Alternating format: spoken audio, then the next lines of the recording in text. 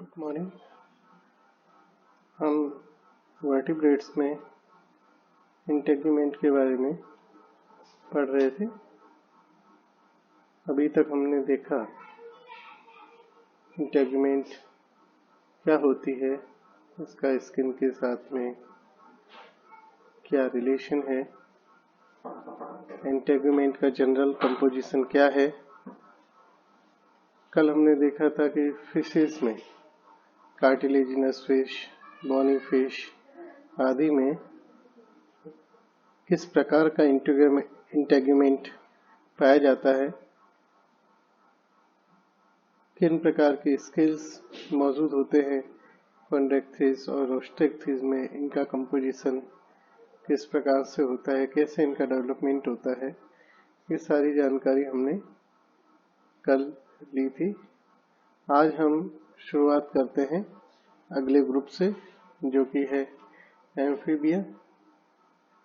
Amphibia के बारे में जैसा कि आप जानते हैं, ये एम्फीबियस लाइफ के लिए एक्सपर्ट है। मीन्स ये पानी में भी रह सकते हैं और जमीन पर भी आते हैं। बेसिकली ये ग्रुप उन एनिमल को रिप्रेजेंट करता है या इवोल्यूशन का वो कदम दर्शाता है जब एक्वेटिक एनिमल ने टेरेस्ट्रियल लाइफ की तरफ कदम बढ़ाना शुरू किया था।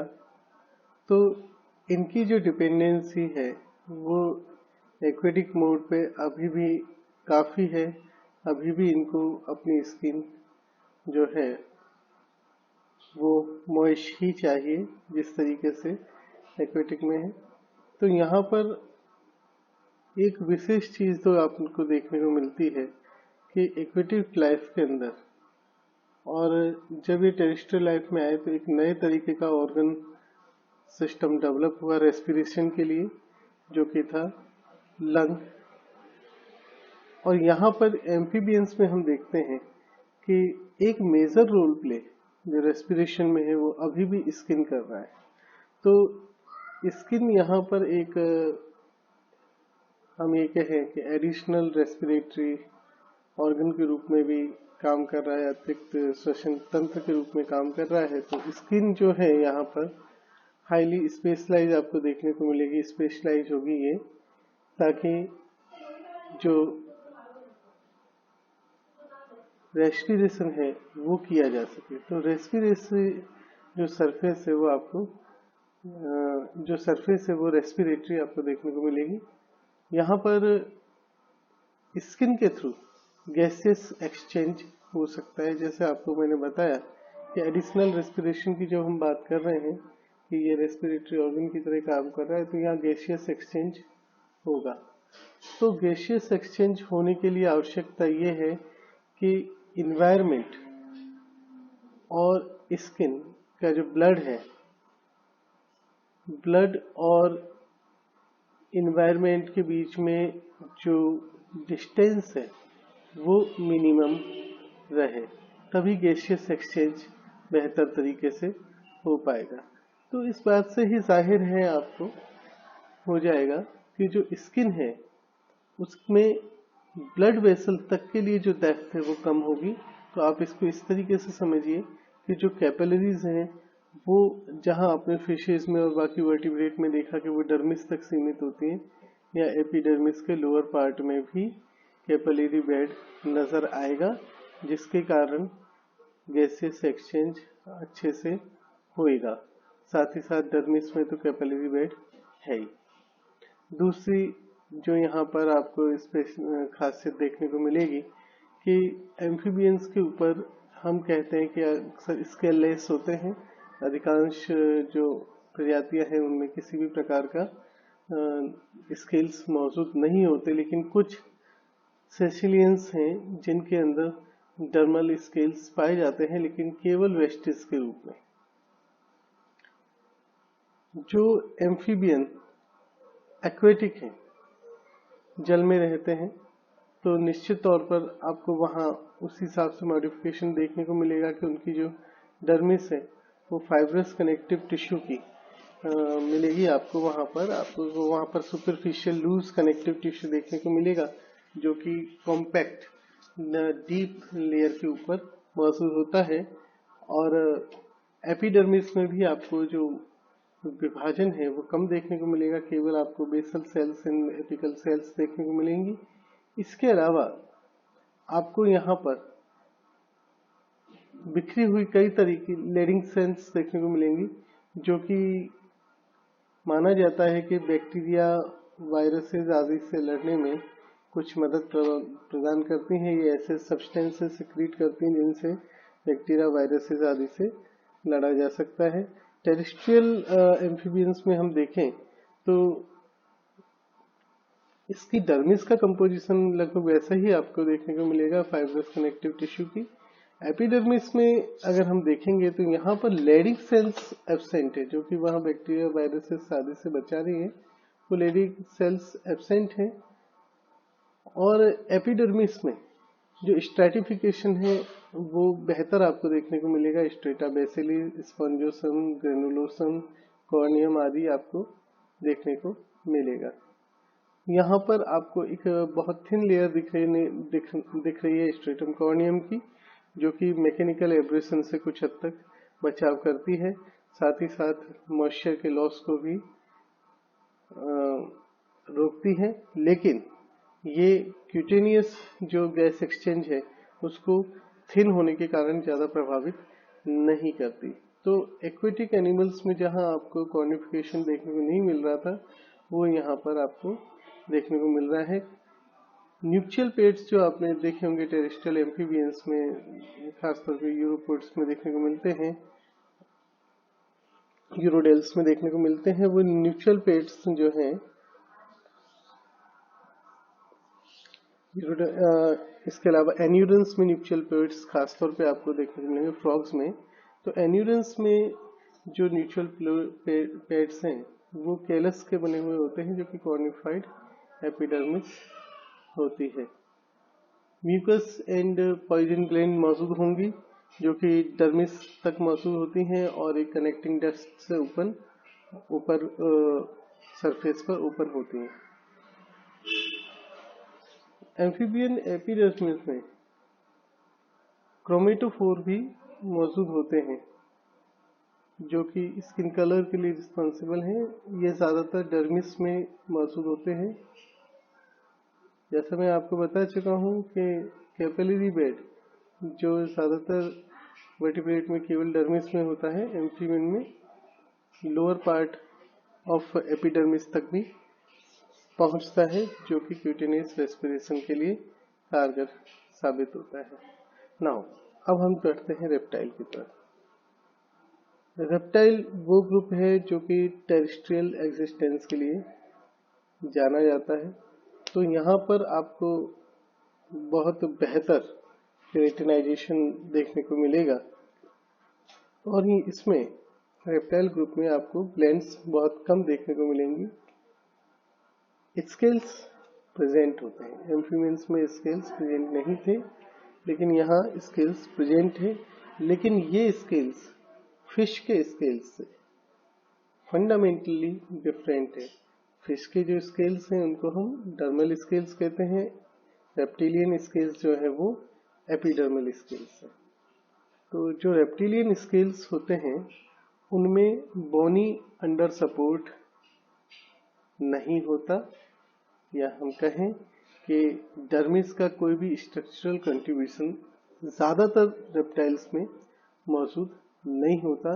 तो रेप्टाइल्स में जो स्केल्स देखने को मिल रहे हैं वो जनरली एपिडर्मिस के फोल्ड्स मात्र होते हैं, इसलिए इसे एपिडर्मल स्केल कहा जाता है। जहाँ पर दो स्केल्स मिल रहे हैं वो जगह हिंज कहलाती है।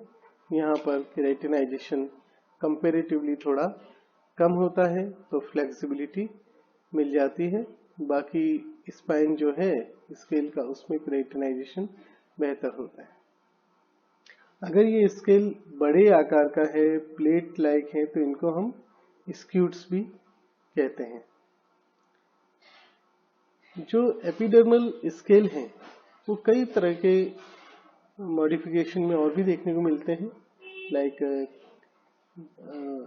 क्रैश्ड उभरा हुआ होता है, स्पाइंस या हॉर्न लाइक प्रोसेसेस आपको देखने को मिल सकते हैं, जैसे स्पाइनोसोमा में आप देख रहे हैं। नाउ रेप्टाइल्स में कुछ में जैसे हमने बताया था कि डर्मल कंट्रीब्यूशन होता है, ज्यादातर में डर्मल कंट्रीब्यूशन नहीं होता, लेकिन कुछ में डर्मल कंट्रीब्यूशन होता है कुछ जगह पर। तो पहला डर्मल बोन हम देखें जो कि डर्मिस से मॉडिफाई हो रही है। ये बोन गैस्ट्रेलिया कहलाती हैं जब ये एब्डोमिनल एरिया में मौजूद होती हैं। इसके अलावा जो दूसरा डर्मल बोन का मॉडिफिकेशन है वो कहलाता है ऑस्टियोडर्म्स। तो जब एपिडर्मिस को डर्मल बोन सपोर्ट करती हैं तो उससे हम कहते हैं ऑस्टियोडर्म। तो ऑस्टियोडर्म जो स्ट्रक्चर है आपको क्रोकोडाइल्स में मिलेगा, कुछ लिजार्ड्स में भी आपको देखने को मिलेगा। साथ ही साथ टर्टल का जो शेल होता है उसकी कुछ बोन जो हैं वो भी मॉडिफाइड ऑस्टियोडर्म होती हैं, ऐसा माना जाता है। जो डर्मिस है वो रेप्टाइल्स में जो डर्मिस है वो अगेन फाइब्रस कनेक्टिव टिश्यू की ही बनी होती है। एपिडर्मिस रेप्टाइल्स में यहाँ पर स्ट्रेटिफिकेशन देखने को मिलेगा। आपको मैंने पहले ही बताया कि केराटिनाइजेशन सिस्टम रेप्टाइल्स में काफी अच्छे से डेवलप होता है, तो आपको यहाँ पर स्ट्रेटिफिकेशन और जो कॉर्निफिकेशन है वो अच्छे से देखने को मिलेगा। जो एपिडर्मिस है मुख्य तौर पर 3 हिस्सों में बटी हुई आपको देखने को मिलेगी। स्ट्रेटम, बेसल जो कि बेसल मेम्ब्रेन बेसल लेमिना के ऊपर यानी कि डर्मिस के सबसे नजदीक जो स्ट्रेटा है वो स्ट्रेटल बेसल कहलाएगा। उसके ऊपर स्ट्रेटम ग्रेनुलोसम कहलाएगा और जो बाहरी स्तर है that is called stratum corneum. Stratum corneum में जो सेल्स होती है वो कॉर्निफाइड होती हैं, केराटिनाइज्ड होती हैं। इनमें केराटिन काफी मात्रा में मौजूद होता है। नॉर्मली हम जैसे देखते हैं कि ये केराटिनाइज्ड जो सेल्स होती हैं ये डेड होती हैं, तो ये मॉइस्चर के लॉस से तो रोक ही नहीं, जैसा आपने एम्फीबियन में देखा। मैकेनिकल एब्रेशन जो सबसे बड़ा इसका काम है वो है मैकेनिकल एब्रेशन से बॉडी की बचाव करना, क्योंकि टेरेस्ट्रियल एनवायरनमेंट में रेप्टाइल्स रह रहे हैं। तरह तरह के मैकेनिकल एब्रेशन इनकी बॉडी पर हो सकते हैं, खासतौर पे बेली रीजन में, लेग्स में। साथ ही साथ तेज धूप या एनवायरनमेंट में कम ह्यूमिडिटी होने के कारण मॉइस्चर के लॉस की भी संभावना ज्यादा होती है। तो ये जो डेड स्किन है ऊपर की स्ट्रेटम कॉर्नियम की, ये मॉइस्चर के लॉस को रोक रही है, जिससे मॉइस्चर काफी बॉडी में रिटेन रह पा रहा है, साथ ही साथ मैकेनिकल एब्रेशन से रोक रही है। This is called stratum corneum. लेकिन काफी ज्यादा केराटिनाइज होने के कारण, केराटिनाइजेशन सिस्टम काफी मजबूत होने के कारण एक जो समस्या कुछ रेप्टाइल्स में देखने को मिलती है वो ये कि बॉडी के ग्रो करने के साथ साथ स्किन जो है वो उस तरीके से बढ़ नहीं पाती, एक्सपांड नहीं हो पाती। तो बॉडी की ग्रोथ में एक समस्या पैदा करती है, जिसके लिए आवश्यक होता है कि पीरियडिकली उस स्किन को जो कि अब अंडर साइज हो चुकी है उसे हटा दिया जाए। इस तरह की जो प्रोसेस है जो हमको देखने को मिल रही है, दिस इज कॉल्ड मोल्टिंग या इक्टाइसिस।